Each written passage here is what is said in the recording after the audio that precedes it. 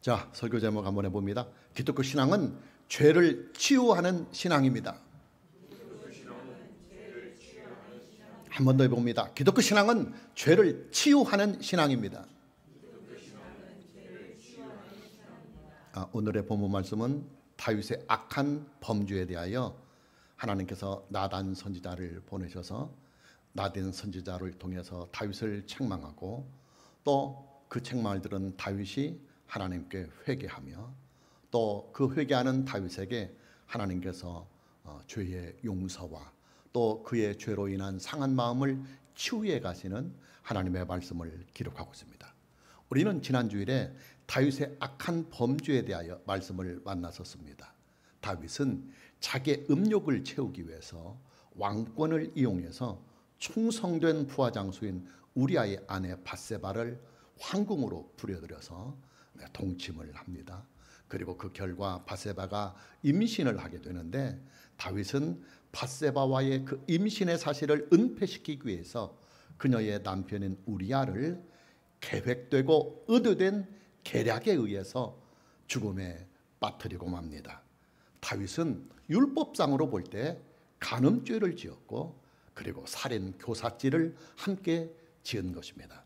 다윗은 밧세바의 남편인 우리아가 죽자 이제 장례를 치른 후에 우리아의 아내인 밧세바를 정식으로 아내로 맞이하게 됩니다. 그리고 약 1년여 정도의 세월이 평탄하게 흐르게 됩니다. 다윗의 아이를 임신했던 밧세바는 아들을 낳게 됩니다. 다윗의 입장에서 볼 때는 지금까지 다윗의 인생은 술술 잘 풀려가고 있습니다. 죄악이 드러나지 않고 말입니다. 자, 그러나 이때 변수가 등장을 해요. 그 변수가 뭐냐면 다윗의 범죄한 그 사실이 나단 선지자를 통해서 드러나고 만 것입니다.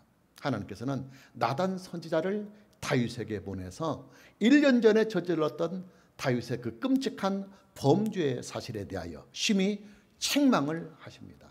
성경학자들은 하나님께서 왜 다윗의 범죄를 바로 다윗이 범죄했을 때 바로 나단 선지자를 보내서 책망을 하시지 왜 범죄가 끝난 후 1년 내에 지나서야 이렇게 늦게 나단 선지자를 보내서 다윗의 죄를 책망하시는 그 이유에 대하여 이렇게 말합니다.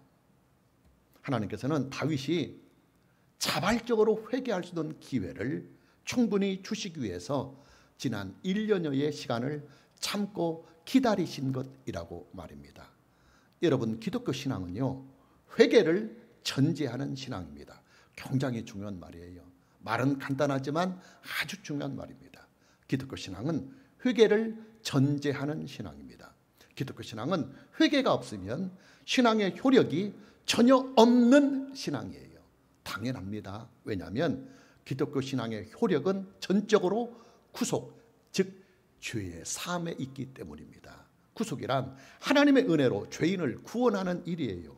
자, 죄인을 어떻게 구원하느냐? 예수 그리스도의 대속의 은혜를 통해서 죄인을 구원합니다.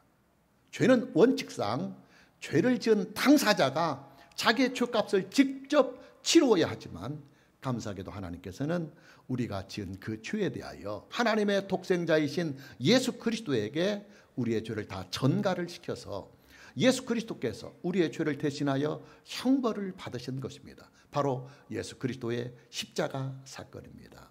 그러나 예수 그리스도의 대속해 주신 그 은혜가 죄인에게 효력이 임하려고 하면 최소한 그 죄인이 자기의 죄에 대하여 회개 정도는 해야 합니다.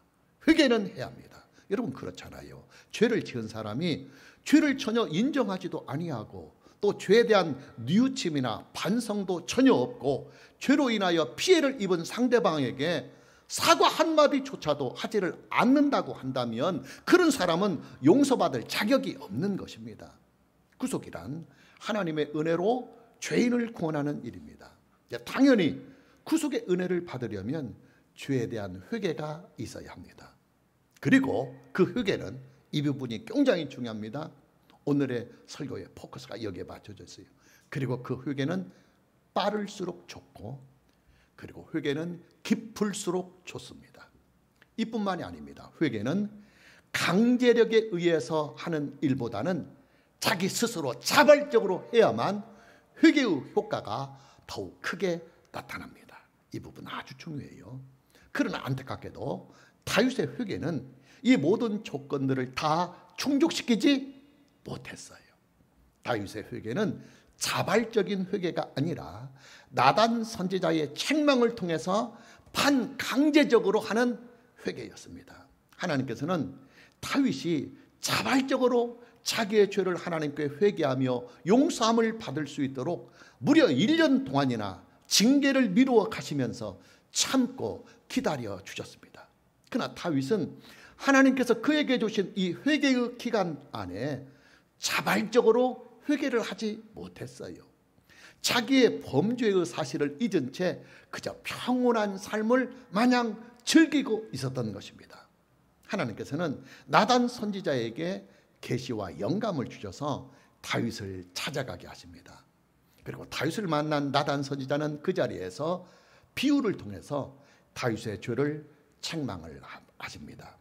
그러자 비로소 다윗은 그 즉석에서 자기의 죄를 인정하고 하나님께 진심을 다한 회개를 합니다. 여러분, 만일에요 다윗의 회개가 그가 범죄한 이후에 즉각적으로 빠른 회개가 있었다고 한다면 어쩌면 다윗에게 내리는 하나님의 징계도 상당 부분 경감이 되었을 가능성이 상당히 있습니다. 그러나 다윗은 자신의 범죄의 사실을 은폐하기에만 급급했지 지난 1년 동안 자기의 죄를 숨겨가면서 그저 평온한 삶을 즐기고 있었습니다. 그러다가 나단 선지자를 통해서 하나님께서 다윗의 죄악을 책망을 하시자 그때서야 비로소 회개를 하였습니다. 자, 무슨 말이냐? 다윗의 회개는 자발적인 회개가 아니라 반강제적인 회개요. 그리고 동시에 다윗의 회개는 즉각적인 회개가 아니라 상당히 늦은 회개, 상당히 늦은 회개였다는 말입니다. 자, 그 결과가 어떻게 나타나느냐? 다윗은 하나님께로부터 죄에 대한 사함, 즉 죄를 용서는 받았지만 그러나 상당히 엄한 징계를 하나님께로부터 받게 됩니다. 본문 13절 말씀을 보면 다윗이 나단에게 이르되 내가 여호와께 죄를 범하였노라 하매 나단이 다윗에게 말하되 여호와께서도 당신의 죄를 사하셨나니 당신이 죽지 아니하려니와 그랬습니다. 본문 13절 말씀을 보면 다윗이 나단에게 이르되 내가 여호와께 죄를 범하였노라 하매 나단이 다윗에게 이르되 여호와께서도 당신의 죄를 사하셨나니 당신이 죽지 아니할 것이라고 하는 말씀이 나옵니다. 나단 선지자의 책망을 받은 다윗이 그 즉석에서 자기의 죄를 인정하면서 하나님께 진심을 다한 회개를 하자 하나님께서는 나단 선지자를 통해서 다윗의 죄를 사해 주셨다고 하시는 말씀을 선포해 주시고 그리고 죄사함의 결과로 죄를 범한 다윗은 죽지 아니하고 하나님께서 살려주시겠다는 말씀을 합니다. 왜냐하면 율법에 의하면 다윗이 지은 죄는 즉석에서 사형을 시켜야 하는 중죄였기 때문입니다. 그러나 하나님께서는 나단 선지자를 통해서 다윗에게 내리시는 하나님의 징계의 말씀을 계속 선포하게 하십니다. 본문 14절 말씀을 보면 이 일로 말미암아 여호와의 원수가 그게 비방할 거리를 얻게 하였으니 당신이 낳은 아이가 반드시 죽으리이다. 하나님께서는 나단 선지자를 통해서 다윗과 밧세바가 부정한 관계를 통해서 낳은 그 아들이 반드시 죽게 될 것이라고 하시는 엄한 선포를 하십니다. 그리고 하나님의 이 선포와 함께 하나님께서 이 아들을 치심해 이 아들은 생후 일주일 만에 죽고 맙니다. 자, 다윗이 받은 하나님의 징계는 이것으로 끝나지 않아요. 본문 10절 말씀을 보면 이제 네가 나를 업신여기고 햇사람 우리아의 아내를 빼앗아 네 아내로 삼았은즉 칼이 네 집에서 영원토록 떠나지 아니하리라. 그리고 계속해서 본문 11절 말씀을 보면 여호와께서 또 이와 같이 이르시기를 보라 내가 너와 네 집에 재앙을 일으키고 내가 네 눈앞에서 네 아내를 빼앗아 네 이웃들에게 주리니 그 사람들이 네 아내들과 더불어 백주에 동침하리라. 자, 본문 10절과 11절 말씀은 다윗 왕가가 앞으로 겪게 될 환난에 대하여 하나님께서 나단 선지자를 통해서 징계의 말씀을 선포하고 있는 내용입니다. 이 말씀을 보면 다윗 왕가가 앞으로 왕자의 난을 겪게 될 것이고 그 왕자의 난들을 통해서 다윗 왕가가 피바람을 일으키게 될 것이라고 하시는 선포를 하십니다. 하나님의 이 징계의 말씀은 그대로 이루어져요. 다윗은 그의 말년에 왕자들끼리 서로 싸우는 왕자의 난을 겪으면서 배가 다른 형제가 배가 다른 자매를 겁탈하고 또 그 겁탈로 인한 배가 다른 형제들 간에 피해 보복을 낳게 합니다. 이뿐만이 아니에요. 다윗은 또 다른 왕자의 난을 겪으면서 피난의 고통까지도 함께 겪어야 했습니다. 그러나 이런 것들보다도 더 큰 징계는 다윗 왕가가 그의 손자들 시대에 와서 남과 북으로 분열이 되고 맙니다. 마치 우리 단일 민족 남한과 북한이 지금 정치적인 사상적인 이유로 인해서 분열이 된 것처럼 말입니다. 중요한 것은 이 모든 하나님의 징계가 무엇 때문에 나타나게 되었느냐는 이 사실에 있어요. 물론 근본적이며 원칙적인 이유는 다윗의 악한 범죄 때문입니다. 다윗은 그의 왕권을 이용해서 남의 아내를 간음하고 그 간음의 사실을 은폐시키기 위해서 간음을 한 그 여인의 남편을 계획적으로 의도적으로 죽게 만들었어요. 그러기에 다윗은 죄는 반드시 형벌이 있고 그리고 심판이 있다고 하는 율법의 정신에 따라서 다윗이 지은 죄에 대하여 하나님께서는 형벌과 심판을 내리시는 것입니다. 그러나 이 부분이 더 중요해요. 다윗이 받은 하나님의 징계는 이런 이유 때문만은 아니에요. 또 다른 이유가 있어요. 그 또 다른 이유가 뭐냐? 다윗의 회개가 순수한 자발적인 회개가 아니라 다윗의 회개가 반강제적으로 시키는 회개였고 또 다윗의 회개가 빠르고 이른 회개가 아니라 아주 상당 부분 1년 동안 그 죄를 은폐시키면서 1년 후에 회개를 하는 너무 늦은 후회였다고 하는 이 이유가 여기에 숨겨져 있어요.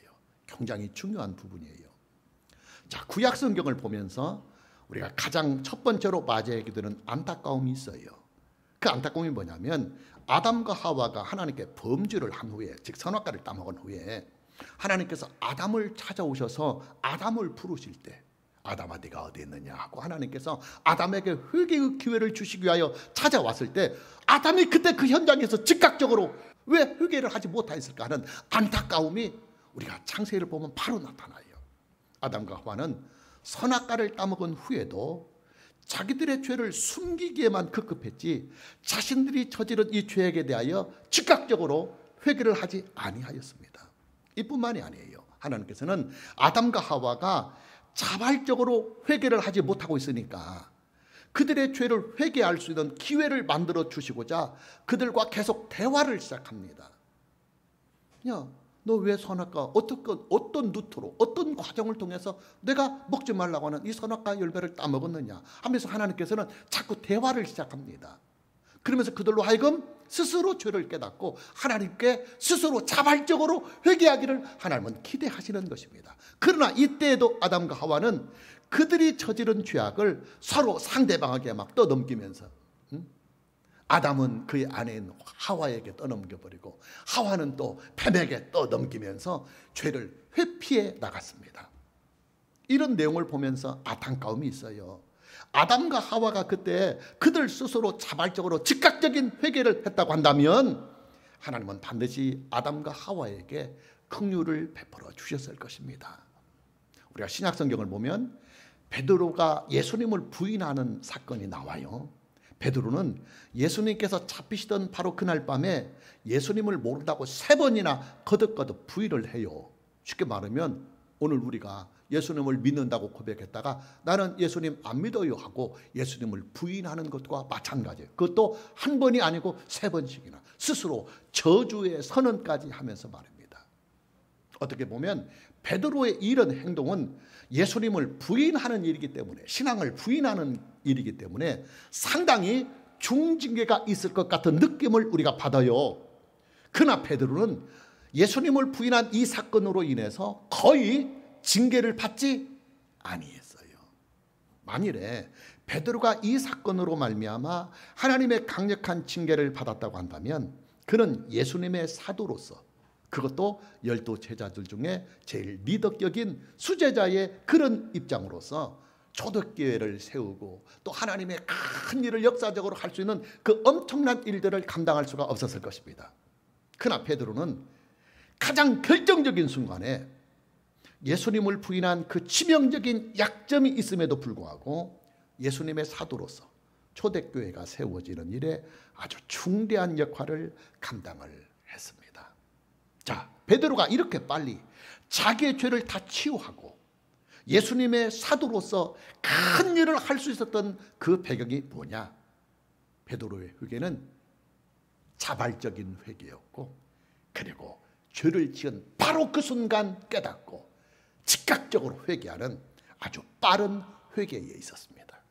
오늘 설교의 키워드라고 제가 말씀을 드렸습니다. 회개는 자발적으로 그리고 즉각적으로 하는 것이, 죄를 범하지 않는 것이 최선이지만 이미 죄를 지었다고 한다면 그 회개는 바로 자발적으로, 그리고 죄를 지은 후에 바로 회개하면 하나님의 긍휼이 더 풍성하게 임한다, 그 말이에요.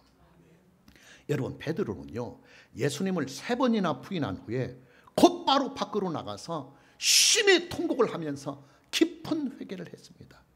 저는 청소년 시기에 저희 아버지로부터 회초리를 아주 많이 맞고 자랐어요.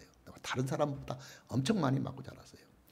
회초리를 많이 맞았다고 하는 이 말은 곧 그만큼 제가 빗나간 그런 삶을 많이 살았다는 말이에요.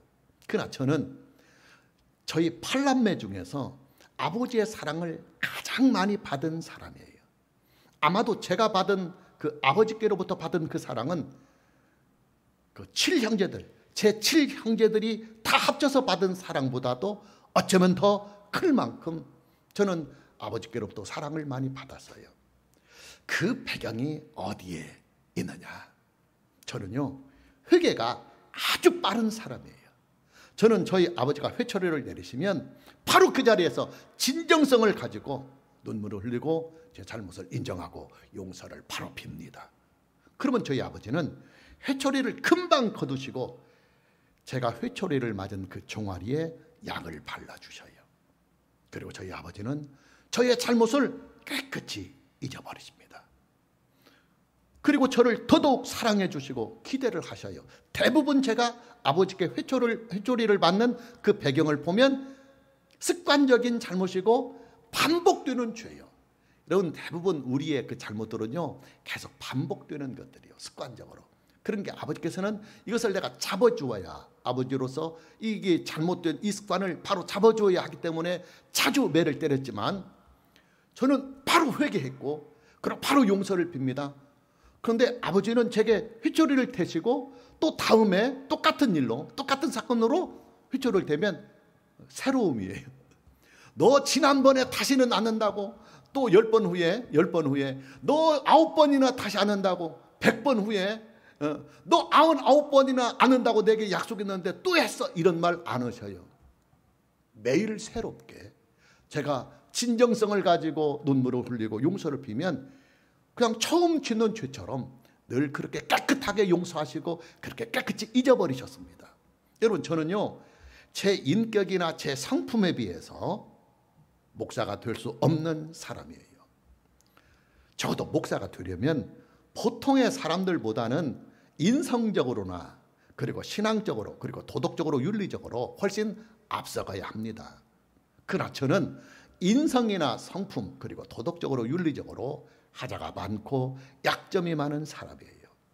감사한 것은 하나님께서는 그런 저를 그냥 있는 그대로의 모습으로 저를 하나님의 은혜로 품어서 아버지 아들로 살게 하시고 또 목사의 직분을 가지고 그리스도의 거룩한 교회를 섬기게 하십니다. 그 배경이 어디에 있을까 하고 가끔씩 저 혼자서 자문자답을 해봅니다. 물론 근본적으로는 전적으로 하나님의 은혜에 있어요.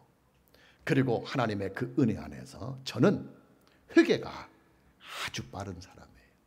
저는 회개가 아주 빠른 사람이에요. 그리고 하나님께 회개를 하면 아주 진지하고 그리고 진실하게 회개하는 사람입니다.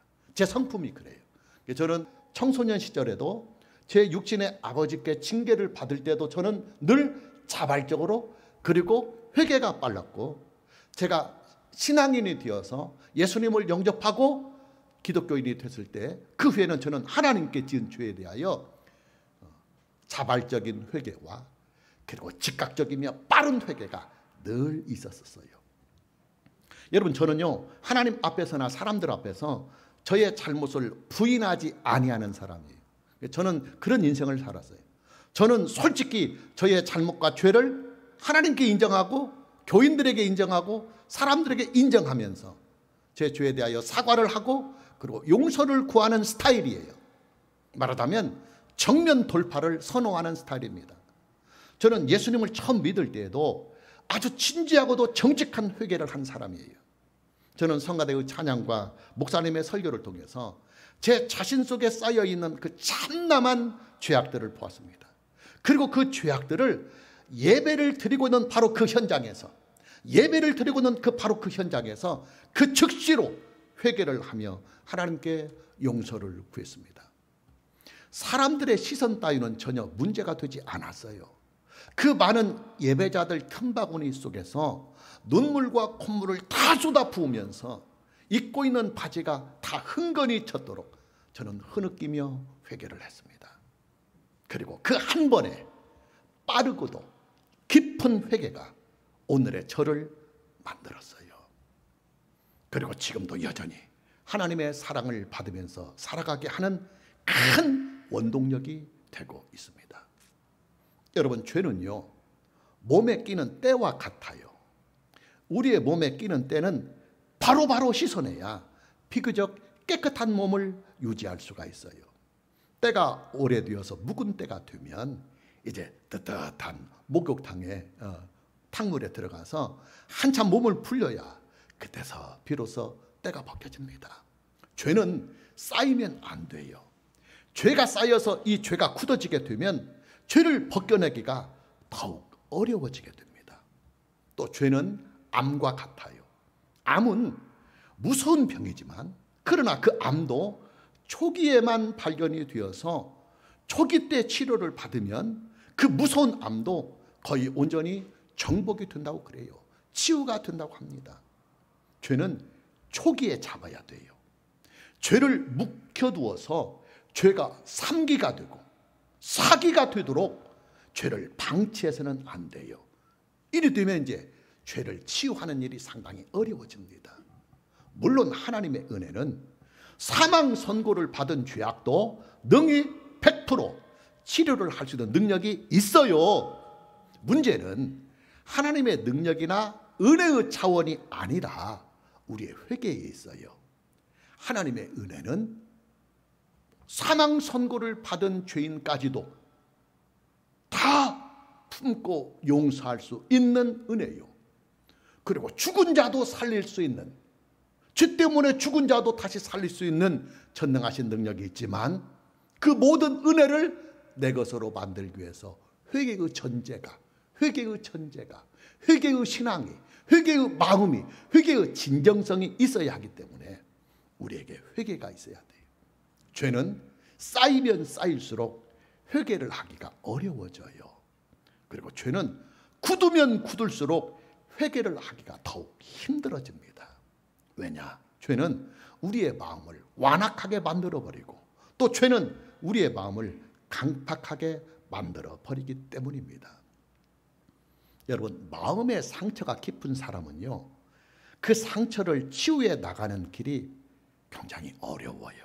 왜냐하면 마음이 이미 돌같이 굳어져 버려서 마음을 열지를 못하기 때문입니다. 저는 목회를 하면서 이런 분들을 여러 분 만났습니다. 남편의 외도 때문에 큰 상처를 입은 여인은요, 무슨 말을 해도 늘 제자리 걸음, 계속 도돌이표입니다. 그래서 다른 사람들이 볼 때, 남편이 보거나 주변 사람들이 보면 이제 미쳤다고 하는 거예요. 그래서 이제 제게 데려오는 거예요. 치유해달라고. 그러나 이게 미친 게 아니에요.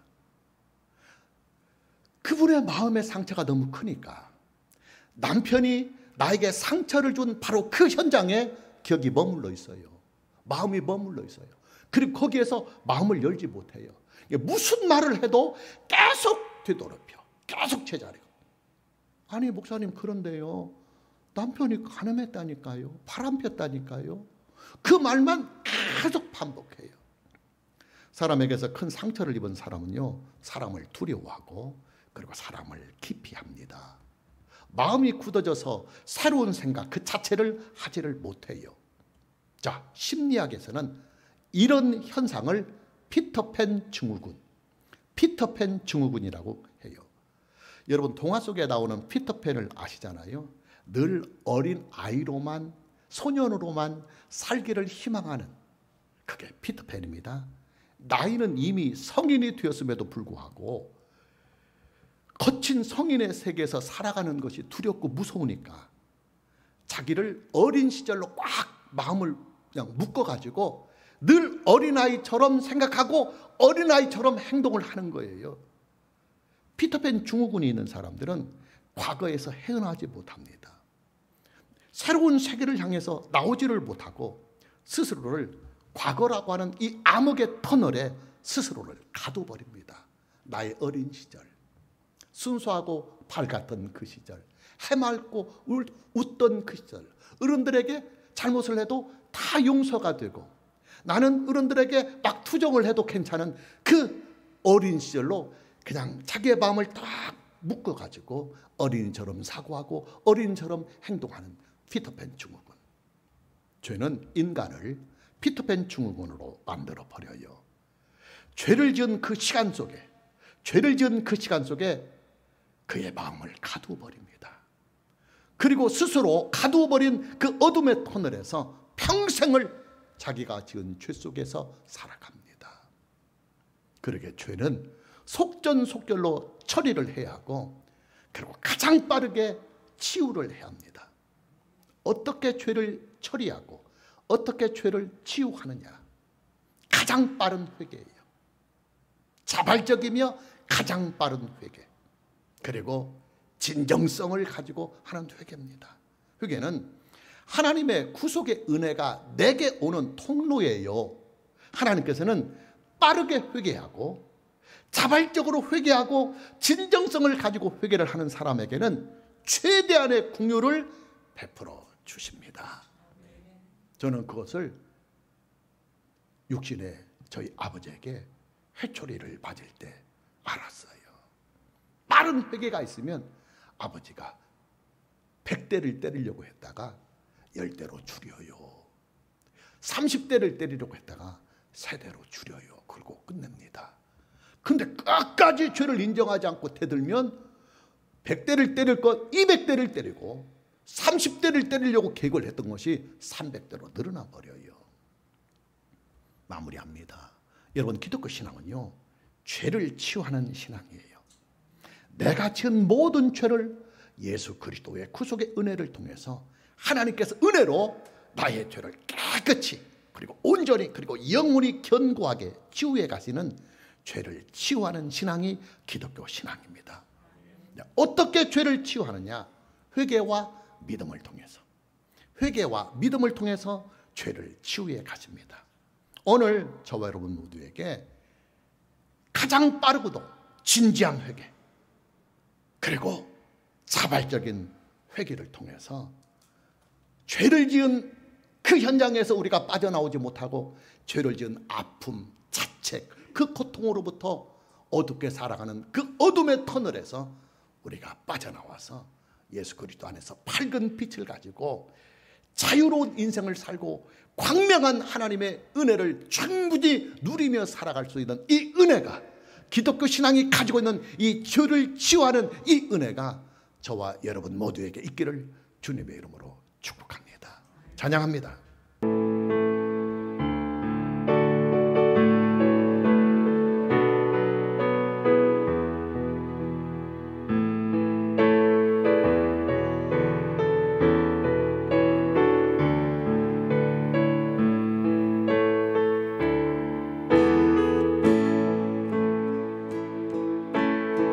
주님과 같이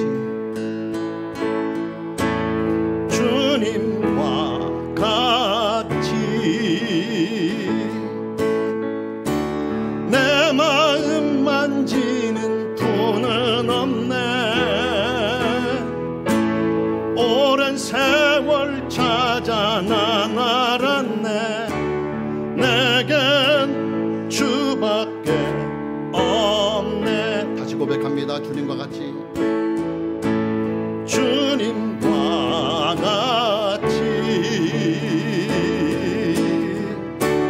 내 마음 만지는 분은 없네.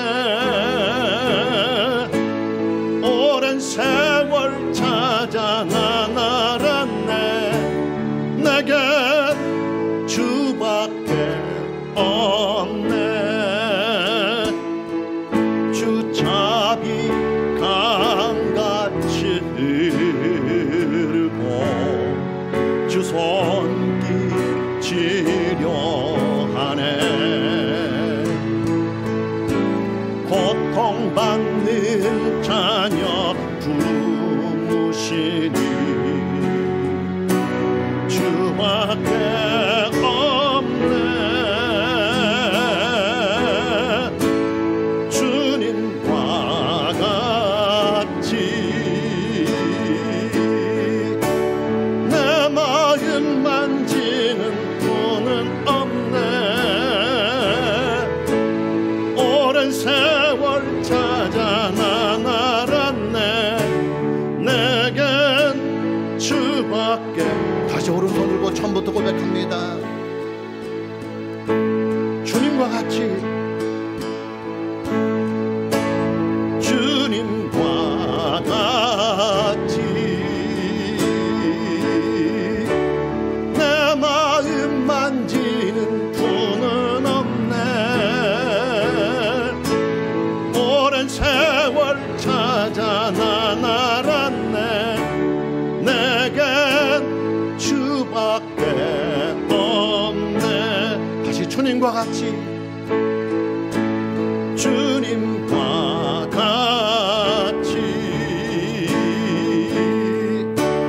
내 마음 만지는 분은 없네. 오랜 세월 찾아 난 알았네. 내겐 주밖에 없네. 주 자비 강같이 흐르고 주 손길 치료하네. 고통받는 자녀 부르시니 주밖에 없네. 주님과 같이 내 마음 만지는 분은 없네. 오랜 세월 찾아 난 알았네. 내겐 주밖에. 같이 주자비 강같이 흐르고 주 자비 강같이